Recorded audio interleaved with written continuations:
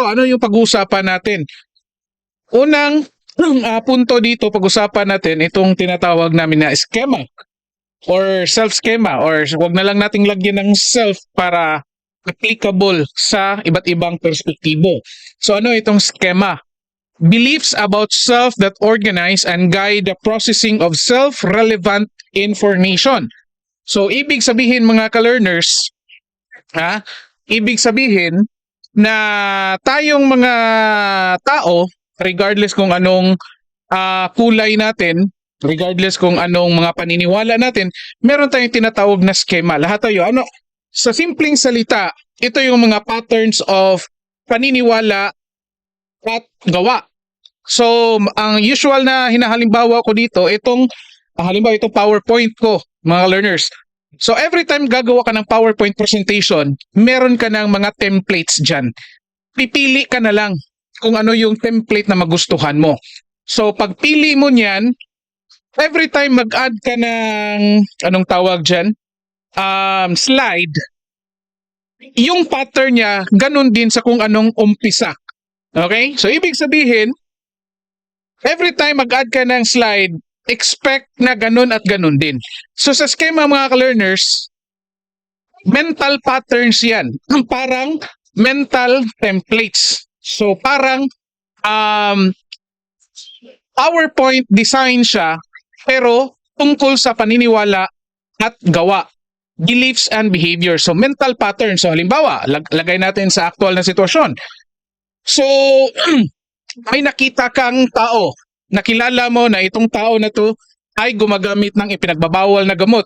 So, ano yung schema natin doon sa tao na yun? Ano yung mental patterns?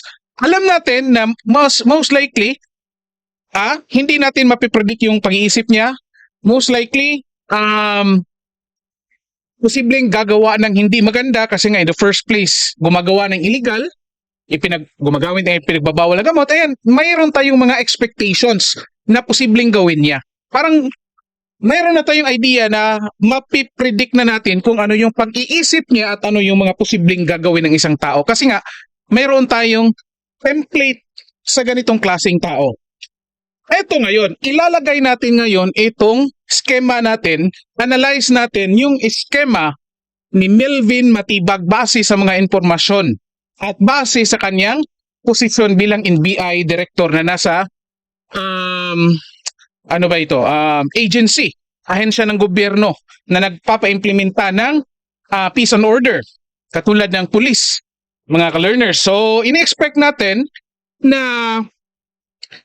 susunod ito sa kung anumang mga order, susunod ito sa kung anong sa tingin niya sang-ayon sa batas, susunod ito sa mga misyon na iutos sa kanya, and most likely, yun na nga, kapag may mission, focus yan na matutupad yung kanyang mission kasi parte yan yung trabaho na regardless of sino yung target niya.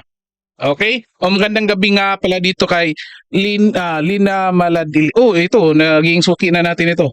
At kay Kamay Bakal. Oh, naku, ano ito? May nahuli pong isang NBI agent, binalikan ang tactical bag niya. Uy, ganun ba? Naku, so ito mga learners, ito magandang informasyon yan. May nahuli. Kasi mukhang tutugma ito sa analysis natin dito mga ka-learners. So dito, yun na nga, in-expect natin na tapos may na-observe pa tayo kahapon in-expect natin na kapag may mission, focus yan, talagang gagawin nila kung anong kaya nilang gawin, matapos lang, makomplete lang yung mission, tapos ito na nga, sa tingin nila, itong ICC warrant ay valid ito.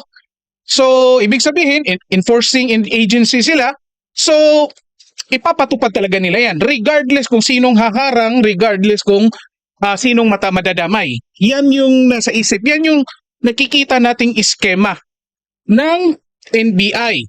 Lalo-lalo na dito ni NBI Director Matibag, mga learners.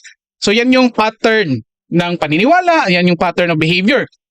Kasi nga, ang magandang halimbawa rin sa nakita natin na behaviors ng mga NBI personnel, yung nangyari kahapon na kung saan, imagine ninyo binugbog nila yung isang member ng Sergeant at Arms para lang maresto si Bato. So, diyan mo makikita na talagang desidido itong NBI director.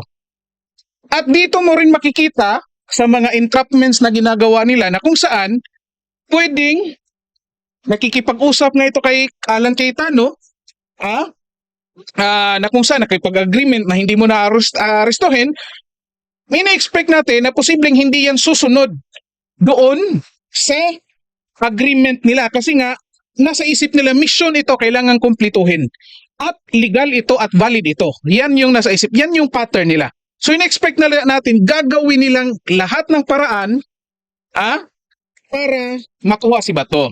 Okay. So ito ngayon. Naglabas ng pahayag kanina. Wala raw NBI. So ito ngayon, mayroon din tayong tinatawag. Magandang gabi dito kay Petrang Gatus. Uy, ito, sukiran rin natin ha. At saka si Gina Mulyaneda.